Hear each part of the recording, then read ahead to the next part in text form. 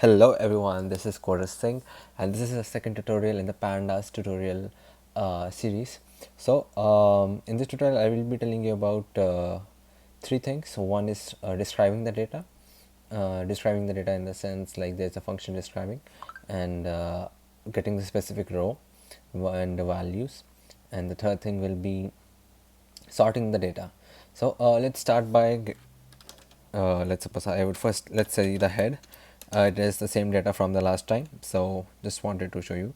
And yes, I'm running my Jupyter notebook in iPad, and so that, and I'm gonna code most of the tutorials using my iPad now. And I can also make a tutorial on I would rather make a tutorial how I using my iPad and a keyboard, Bluetooth keyboard, and a mouse to do code in the iPad. So it's kind of fun, and it's kind of handy. So anyway, so data.describe. So if I go see the notes again, the link of the notes will be in the description below. You can use the notes. So describing the data describe, it gives the numerical description of the data, like mean, standard deviation, minimum, maximum, 25%, 50%, 75%, and the max values. So over here, it really gives you that what is the mean, what are the average values, and what are the max values and the minimum values. So it gives you basically describes the data for you. And this is something kind of can be handy at times if you want to get minimum, maximum, standard deviation, mean for some reasons, for doing some calculations on the data. So that's why I wanted to share this one with you guys. And now if I want to get particular row, then I'm gonna do data.iloc, which is integer lock, integer location. So I'm going to data.iloc. So if I want to get, let's suppose, number one values from the index 1. So as you can see, the index 1 values are 4.9, 3.0 and stuff. So 4.93, 1.4, 0.2, etc. So I got a particular value. Now even if I want a range of values, I can do that too. So data.iloc, I'm gonna get data from 2 to 4. So I'm gonna get 2 and 3 values, indexes 2 and 3. And similarly, I can do 5 to 16 data dot iterate rows. So data dot iterate rows helps us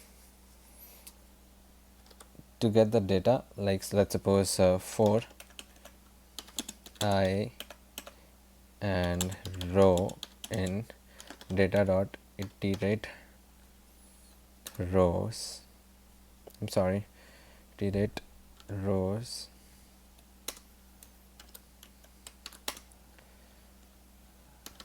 print I and row.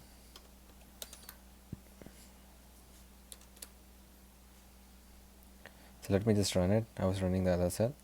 So yes, as you can see, in this everything is being printed out, and it's the number, the cell number, I is the cell number, the index count, and again the all the data is being printed out. So let's suppose if I want to perform some calculations or do something to extract each and every data, then I can do that very similarly if I have conditions, a lot of conditions to update my data. So in that case it can be handy.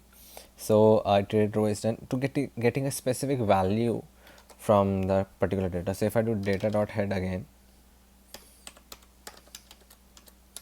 now let's suppose I want you tell me that I want a value from third row and I want to get the petal width.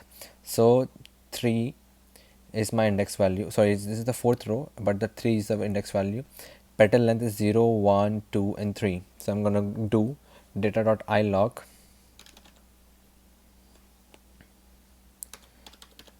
iloc 3 and 0, 1, 2, 3, again 3.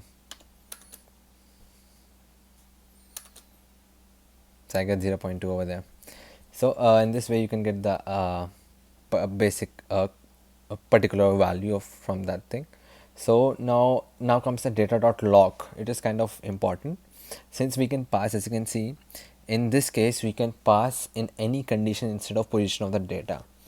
So I'll also give example, but in this I'll give example in this one, data.lock. So I'm gonna pass only one condition right now. So data dot sepal length should be more than 4.5. So here I got all the data with the sepal length more than 4.5. Now let's suppose I go for data dot log data sepal length sorry. First I want to pass multiple conditions, so I'm gonna create a tuple over here, data dot sepal length should be 4.5. And so in this case we have this and, not and like in other programming languages. And I want the data species to be, let's suppose Setosa. I guess I have that plant species or not. Let's see. So as you can see, now two conditions have been passed in this one. So similarly you can pass an OR with only slash sign. It's not slash, it's basically a line sign. And let's suppose this sign, and you can have OR condition over there. So this is a very powerful thing I really like about the lock location one. In this case we can pass the conditions instead of the range or the particular number. So I really kind of like it. So describing data, I've already told you about describing the data. Now comes the sorting of the data. So sorting of the data is can be done using one column or multiple columns. So I'm going to start with one column first, then multiple columns maybe. So I want data sort values. So the first thing we're going to pass is the sepal length, the column name, and here is the, I think I did something wrong, data dot sort values, LENG SEPAL. Okay, I forgot the n, I'm so sorry. So data dot length, I got it over here. So now if I want to get data dot sort values, sepal ength length, I can do ascending false. Now I'll get the data in descending order. As you can see in the previous one you saw 7.9 was at the end, now I have 4.3 at the end. Similarly, if I want to pass, if I want to do for multiple data, so I can do data dot sort values. Sort values, as you can see in this one, we can create a list and then we can pass the ascending or descending according to it. So we're gonna do data dot sort values sepal length, and then I'm gonna pass species, and then again we're gonna do ascending. We can go for 1 and 0. So 1, you already know it is basically the ascending mode, and 0 means descending mode. So if I just change it 1 1 each, so let's see what's gonna be the result of it.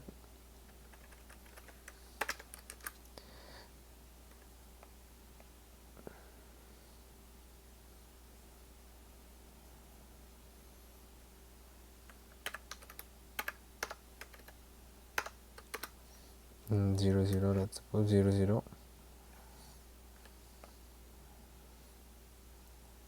Okay, yes, so yeah, it was right. So 1 means ascending and 0 means descending, and so this way you can sort the values, you can find the values using the lock, and In the next tutorial, we will be talking about adding and manipulating the data. So I hope you like the video tutorial series, this particular tutorial. If you liked it, then do give me a thumbs up, please, and subscribe my channel or comment, because it really motivates me when you guys come interact with my channel. And thank you so much, guys. Stay tuned for more videos.